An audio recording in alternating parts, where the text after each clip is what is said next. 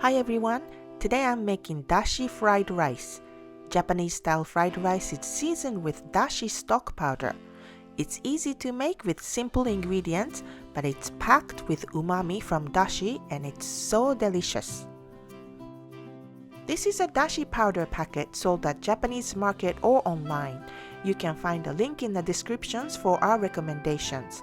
We normally use this in boiling water to make flavorful dashi stock. Today I'm going to take the powder out of the pouch and use it as a seasoning for fried rice. It's a blend of umami ingredients such as dried sardines, kelp, bonito flakes, and mushroom. We will keep the fried rice ingredients simple. Chop green onions finely and set aside. Cut sliced ham into small pieces. You can use other kind of meat, seafood, or tofu. Beat a couple of eggs.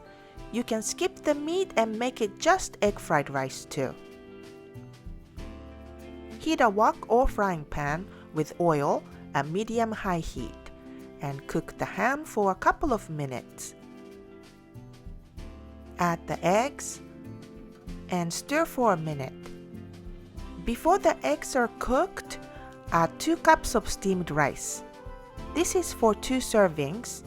You can add more rice if you want. Coat the rice with the egg and cook together, mixing with a spatula to separate the rice for about 5 minutes.